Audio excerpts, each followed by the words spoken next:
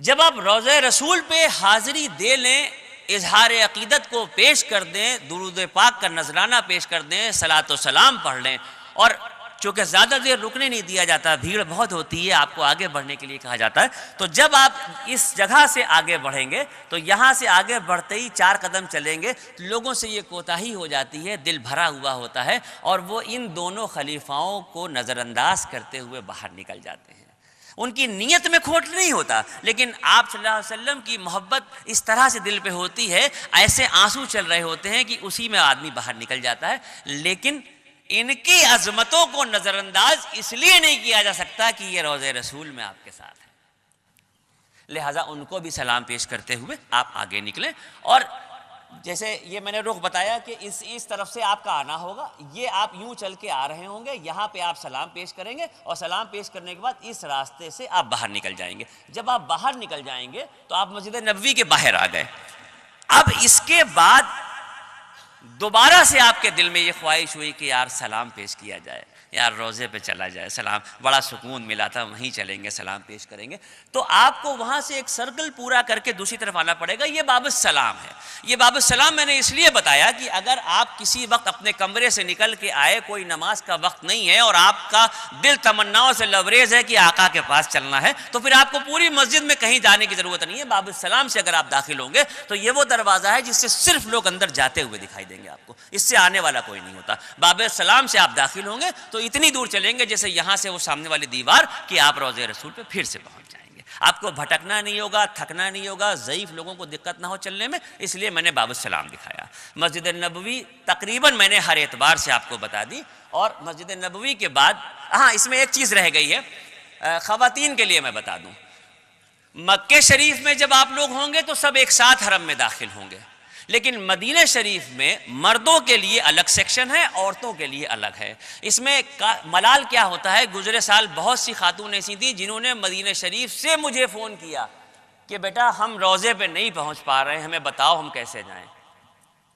پوری مسجد نبوی کا یہ نقشہ میں نے اس طرف دکھایا ہے آپ کو، یہ پورا نقشہ اس طرف ہے، اور یہ مسجد کا سیکشن ہے جہاں سے عورتیں آتی جاتی آپ کو دکھ رہی ہیں۔ اس میں 25 نمبر اور 28 نمبر یہ 2 گیٹ عورتوں کے لیے کھلے ہیں، اور 13 نمبر اور 15 نمبر کا گیٹ کھلا ہے۔ 13 نمبر سے 15 نمبر کے گیٹ کے بیچ کا جو راستہ ہے، یہ راستہ آپ اگر دیکھیں گے یہاں سے تو یہ دیکھیے گا ایسے جو ہے یہاں سے آ کے یہ اتنا ایک کونا ایسا بن گیا ہے، یہ عورتوں کے لیے کہ یہ بند ہو جاتا ہے۔ مطلب اگر آپ کو صرف نماز پڑھنی ہے تو آپ اس طرف سے جائیں گی، مسجد میں نماز پڑھیں گی اور واپس آ جائیں گی، لیکن اگر آپ کے دل میں یہ تمنا ہے کہ ہم بھی روزے پہ حاضری دیں تو پھر آپ کو 28 نمبر اور 25 نمبر کے یہ جو 2 گیٹ ہیں، ان دونوں میں سے کسی بھی گیٹ سے آپ داخل ہوں گی تو داخل ہونے کے بعد یہ دیکھیے ہرے رنگ اور نیلے رنگ کی پٹی ہے جو ایسے چلتے چلتے آپ کو یہاں پہ روزے پہ لے کے آ رہی ہے۔ لیکن عورتوں کے لیے ہر وقت نہیں ہوتا۔ فجر کی نماز آپ مسجد نبوی میں پڑھنے کے بعد رکی رہیں وہاں پہ۔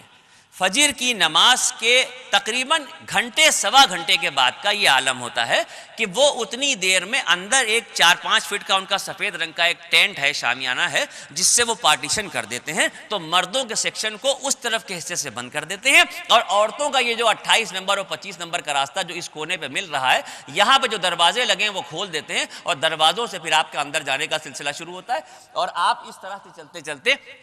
اصحاب صفہ پہ بھی پہنچ جائیں گی، روضہ رسول پہ بھی پہنچ جائیں گی، اور ریاض الجنہ میں بھی پہنچ جائیں گی۔ یعنی آپ کو اس بات کا ملال نہیں رہے گا کہ ہم نہیں پہنچ پائے، لیکن اس کے لیے وقت کی پابندی ضروری ہے، ان دونوں گیٹ کا دھیان رکھنا ضروری ہے۔ اس طریقے سے جو خاتون جا رہی ہیں، جو مسلمات جا رہی ہیں، وہ بھی روضہ رسول پہ حاضری دے لیں گی۔ اب چونکہ اللہ کے نبی کی زندگی سے اس پروگرام کو جوڑتے ہوئے ہم آگے چل رہے ہیں، ہمارے آقا آگے چل رہے ہیں اور ہم اس بھیڑ کو لے کے پیچھے چل رہے ہیں۔ جب آپ صلی اللہ علیہ وسلم نے مسجد نبوی کی تعمیر کی، اس وقت اور اس سے پہلے جب نمازوں کا فرض ہوا تھا مکی زندگی میں، یعنی نمازوں کا فرض جب ہوا ہے تو مکی زندگی سے لے کے اور مدنی زندگی تک کا یہ جو وقت تھا، اس میں یہ حکم تھا اللہ رب العزت کی طرف سے کہ بیت المقدس کی طرف رخ کر کے نماز پڑھیے۔ تو آپ صلی اللہ علیہ وسلم اور صحابہ اکرام بیت المقدس کی طرف رخ کر کے نماز پڑھتے تھے، لیکن اللہ کے نبی کے دل میں یہ بات ہمیشہ سے انگڑائیاں لیتی تھی کہ کاش ہمارا قبلہ وہ ہو جو حضرت ابراہیم کا قبلہ تھا، یعنی کعبۃ اللہ۔ ہجرت کے مدینہ شریف تشریف لے جانے کے 17 مہینے کے بعد 17 مہینے کے بعد اس مقام پہ آپ صلی اللہ علیہ وسلم اپنے صحابہ اکرام کے ساتھ باجماعت نماز ادا کر رہے تھے. ایک روایت کے دوسری رکعت تھی, ایک اور روایت کے تیسری رکعت تھی کہ نماز کے دوران نیت بندی ہونے کے دوران آپ کے قلب پہ وحی کا نزول ہوتا ہے. قرآن پاک کے الفاظ ہیں اور اس کے معنی یہ ہیں کہ اللہ رب العزت ارشاد فرماتے ہیں کہ اے میرے نبی, آپ کے چہرے کا بار بار آسمان کی طرف اٹھنا ہم نے دیکھ لیا, آپ کے دل کی خواہش کو سمجھ لیا. آپ کی خواہش یہی ہے کہ آپ کا قبلہ وہ ہو جو حضرت ابراہیم کا تھا, لہٰذا اپنے رخ کو بدل دیجئے. تو آپ صلی اللہ علیہ وسلم نماز کے دوران نیت کے دوران ہی اپنے رخ کو بدل دیتے ہیں. اتباع میں صحابہ اکرام بھی رخ کو بدل دیتے ہیں اور جب نماز مکمل ہوتی ہے, سلام پھیر دیا جاتا ہے, تو اس کے بعد صحابہ اکرام عرض کرتے ہیں کہ یا رسول اللہ اس کا کیا مطلب تھا؟ تو آپ فرماتے ہیں کہ ابھی نماز کے دوران قرآن کے ان الفاظوں کا نزول ہوا ہے جس میں یہ بتایا گیا ہے کہ اب قیامت تک پیدا ہونے والا مسلمان نماز کے لیے کعبۃ اللہ کی طرف رک کر کے ہی نماز پڑھے گا. تو ایک قبلے کے بجائے یہ 2 قبلے ہو گئے تھے یہاں پہ, لہٰذا مسجد قبلتین اس کا نام رکھ دیا گیا تھا کہ یہ 2 قبلے والی مسجد ہے. آپ اس میں بھی جائیے گا, یہاں بھی نماز پڑھیے گا, بہت سکون ملے گا انشاءاللہ. یہ ساری مسجدیں ایسی ہیں کہ اگر اس طرح کی مسجدیں کانپور میں ہوں تو میرا یقین ہے کہ بے نمازی بھی نماز پڑھنے چلا جائے. ایک عجب سی روحانی کیفیت ہے ان مسجدوں میں. آگے تاریخ اسلام کی پہلی جنگ جو ہوئی تھی وہ جنگ بدر ہوئی تھی. مکی زندگی میں مسلمانوں پہ بہت ظلم ہوا لیکن کبھی کوئی جواب نہیں دیا گیا کیونکہ اللہ کی طرف سے کوئی حکم نہیں تھا. لیکن جب ہجرت فرما کے تشریف لائے ہیں تو قرآن کی اس وحی کا نزول ہوا جس میں یہ اللہ رب العزت کی طرف سے الفاظ یہ تھے کہ اب ان کو حکم ہے کہ وہ بھی ظالموں کے خلاف تلوار اٹھائیں کہ جن پہ بہت ظلم ہوا. اور تاریخ اسلام کی پہلی جنگ بدر ہے. چونکہ میدان بدر مدینہ شریف سے تقریباً 84 میل کے فاصلے پہ ہے. 84 میل کے فاصلے پہ. اللہ کی رحمتوں کی بدولت مجھے یہ شرف حاصل ہوا کہ میں وہاں گیا ہوں. میں بدر کا پورا بیان نہیں کروں گا, ایک بیان صرف میدان بدر کا کر دوں جو آپ کے ضمیر کو جھنجھوڑنے کے لیے کافی ہوگا. میدان بدر چونکہ تاریخ اسلام کی پہلی جنگ تھی اور وہ 313 صحابی جو صرف اندیکھے خدا پہ اللہ کے رسول کے کہنے سے ایمان لانے کے بعد جان و تن کا نذرانہ پیش کرنے کے لیے میدان کی طرف چل دیے تھے. کسی کے پاس تلوار تھی تو ڈھال نہیں تھی, کسی کے پاس ضرب اختر تھی تو کچھ اور نہیں تھا. یعنی 313 صحابہ اکرام کے بیچ میں 2 گھوڑے اور 70 اونٹ تھے صرف. اور جب میدان بدر پہنچ گئے ہیں پوری رات, آج کیا ہوتا ہے کہ اگر ذرا سا بھی ہمارے اوپر آپ کے اوپر کوئی پریشانی آ جائے تو سب سے پہلے ہم رسوخ والا آدمی ڈھونڈتے ہیں. مثال کے طور پہ اگر کوئی پولیس کا مسئلہ ہے تو سب سے پہلے ہم اپنے اس ساتھی کو ڈھونڈیں گے جو آئی جی یا ڈی آئی جی سے ملاقات کروا دے. چمن گنج میں اگر ہم رہ رہے ہیں تو عابد بھائی سب سے پہلے یاد آئیں گے کہ یار عابد بھائی کی IPS IAS سے تعلقات ہیں, ان کو پکڑو, یہ میرا مسئلہ حل کرا دیں گے. کوئی اور پالیٹکس کا کوئی معاملہ ہے تو ہم دوسرے کو پکڑیں گے. یعنی کہیں پہ کوئی ضرورت پڑے گی تو اس اعتبار سے ہم اس آدمی کو ڈھونڈتے ہیں جو میری مدد کر دے, اور جس کو کوئی نہیں ملتا آخری آپشن اللہ میاں پہ آ کے رکتا ہے کہ بھئی اب اللہ کی مدد آئے گی تو کچھ کریں گے. لیکن اس وقت اللہ میاں پہلے نمبر پہ تھے, سیکنڈ اور تھرڈ کا کوئی آپشن ہی نہیں تھا. آپ صلی اللہ علیہ وسلم میدان بدر میں جنگ سے پہلے والی رات میں پوری رات زارو قطار روئے ہیں, پوری رات زارو قطار روئے ہیں. اندازہ کر کے دیکھیے کہ ایک مچان سا آپ نے بنا لیا تھا اور اس پہ زارو قطار رو رہے ہیں اور دعا یہی کر رہے ہیں کہ اللہ یہ 313 جو مٹھی بھر مسلمان تیرے نام پہ میدان بدر میں آئے ہیں, اے اللہ اگر یہ کل شہید ہو گئے تو پھر تیرا نام لینے والا کوئی نہ ہو. رات پوری عبادت میں گزرتی ہے, رو رو کے گزرتی ہے. صدیق اکبر بار بار آگے بڑھ کے کہتے ہیں کہ یا رسول اللہ اس طرح سے نہ روئیں, اللہ کے رسول یہ بے چینی آپ کی نہیں دیکھی جاتی ہے. اللہ کے رسول بے شک آپ اللہ کے رسول ہیں, اے اللہ کے نبی بے شک اللہ کی مدد آئے گی, اس طرح سے نہ روئے, آپ کا یہ عالم دیکھا نہیں جاتا. جب صبح کا سورج نکلتا ہے, جنگ کی تیاری شروع ہوتی ہے, صحابہ اکرام اللہ کے نبی کے ساتھ میدان جنگ میں ہوتے ہیں, تو آپ صلی اللہ علیہ وسلم ارشاد فرماتے ہیں کہ میں اپنے صحابیوں کی صف بندی کر کے معائنہ کرنا چاہتا ہوں. آپ کے ہاتھ میں ایک چھڑی ہے اور اس چھڑی سے آپ زمین پہ ایک لکیر کھینچ دیتے ہیں, اور اس لکیر کو کھینچنے کے بعد صحابہ اکرام سے کہتے ہیں کہ اس لکیر کے پیچھے صف بنا کے کھڑے ہو جاؤ. سارے کے سارے صحابہ اکرام کھڑے ہوتے ہیں، اللہ کے نبی ایک طرف سے معائنہ کرتے ہیں تو ایک صحابی ہیں سواد بن غزیہ نام ہے ان کا، اس لکیر سے ایک قدم آگے نکل جاتے ہیں۔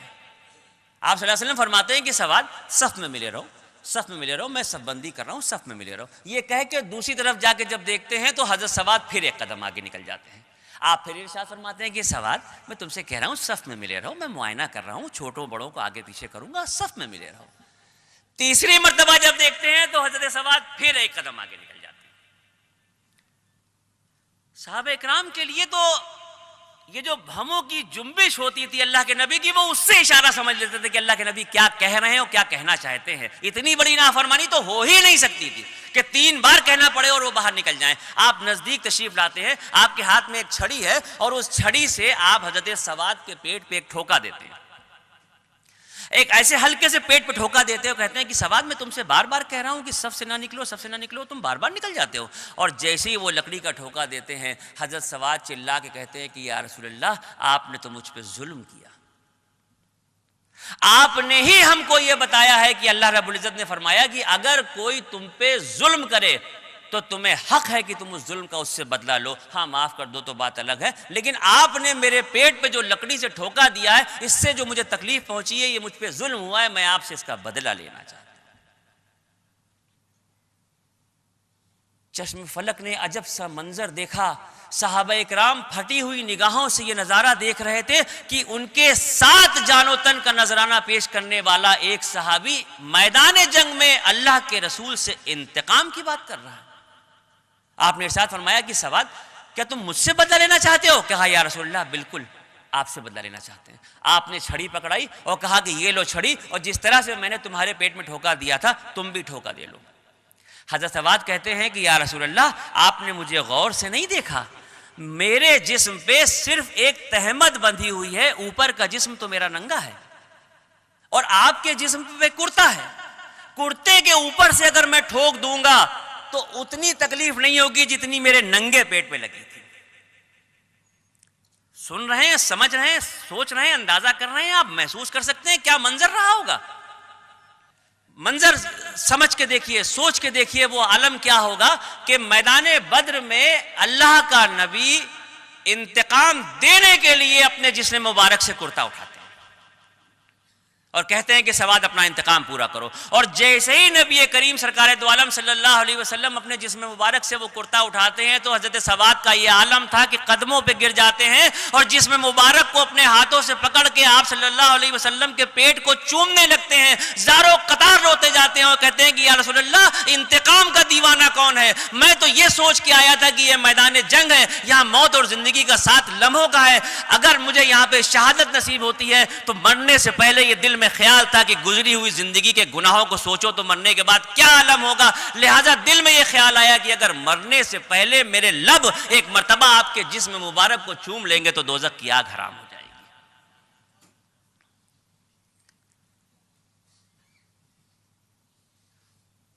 دیکھنے والے تو یہی سمجھ رہے تھے کہ ان کا ایک ساتھی انتقام لے رہا ہے، لیکن دل کے اندر کا کیا عالم تھا، کیا کیفیت تھی کہ اس جگہ پر جہاں پر بخشے بخشائے کا کنفرمیشن اللہ دے رہا ہے، ان کے لیے یہ بات ہے، اور وہ یہ کہہ رہے ہیں کہ مرنے سے پہلے گزری ہوئی زندگی کے گناہوں کے بارے میں سوچا تو دل میں یہ خیال آیا کہ مرنے کے بعد نہ جانے میرا کیا عالم ہوگا، اس لیے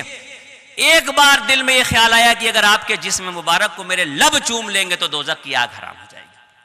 میدان بدر کا ایک مختصر سا واقعہ میں نے بتا دیا۔